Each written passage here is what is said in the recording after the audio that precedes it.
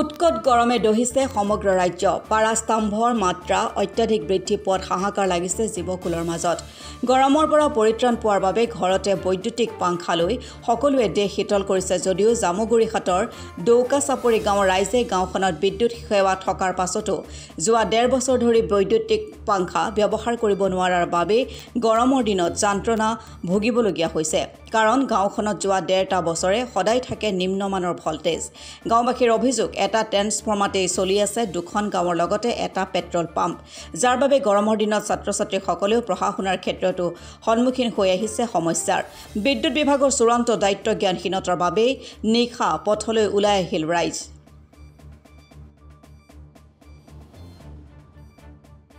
আমাৰ এতিয়া গাঁওখনত আজি ১.৫ বছৰ ২ বছৰ ধৰি সম্পূৰ্ণভাৱে তাৰমানে লাইটৰ ব্যৱস্থাটো এনেকুৱা হৈছে, ভল্টেজ সম্পূৰ্ণ কম, যাৰ ফলত আমাৰ ল'ৰা ছোৱালীয়ে পঢ়িব পৰা নাই আৰু আমাৰ ফেন চেন চলাব পৰা নাই। আজি মানুহখিনিয়ে ৰিফ্ৰিজাৰেটৰ হওক বা টিভি হওক ভাল ধৰণে চলাব পৰা নাই। কাৰোবাৰ টিভি নষ্ট হৈ গৈছে, যাৰ কাৰণে মানে এই ভল্টেজ ডাউন হৈ যায়, এই বাঢ়ি যায়। এনেকুৱাৰ ফলত আমাৰ তাৰমানে ইলেক্ট্ৰিকেল সামগ্ৰীবিলাকো নষ্ট হৈছে। এই বস্তুটো হৈ আছে মানে ১৫ নং ৰাষ্ট্ৰীয় ঘাইপথৰ সিপাৰে আমাৰ ট্ৰেন্সফৰ্মাৰটো দিয়া আছে, আৰু এই ট্ৰেন্সফৰ্মাৰটোৰ লগত আমাৰ তেল ডিপু লাইনটো সংযোগ কৰি দিয়া আছে, যাৰ ফলত মানে সৰহসংখ্যক আমাৰ লাইন তেল ডিপুত আবদ্ধ হৈ যায় আৰু আমাৰ গাঁওখনলৈ মানে একেবাৰে ভল্টেজ কমি আহে। আজি চাওক, আমাৰ গাঁওখন টাউন কমিটিৰ ভিতৰত পৰে। আজি যদি এই টাউন কমিটিত আগশাৰী গাঁওখনতে যদি ভল্টেজৰ এইটো অৱস্থা হয়, পিছপৰা অঞ্চলটোত কি হ'ব? সেয়েহে মই টানি অনুৰোধ জনাইছোঁ আমাৰ গাঁওবাসী হৈ পেলাই, অতি সোনকালে এসপ্তাহৰ ভিতৰত যাতে আমাৰ এই লাইটৰ ব্যৱস্থাটো সুন্দৰ কৰি দিয়ে, নহ'লে আমি এই ক্ষেত্ৰত আমি কিন্তু মানে বিশেষ ভূমিকা ল'বলৈ মানে বাধ্য হ'ম।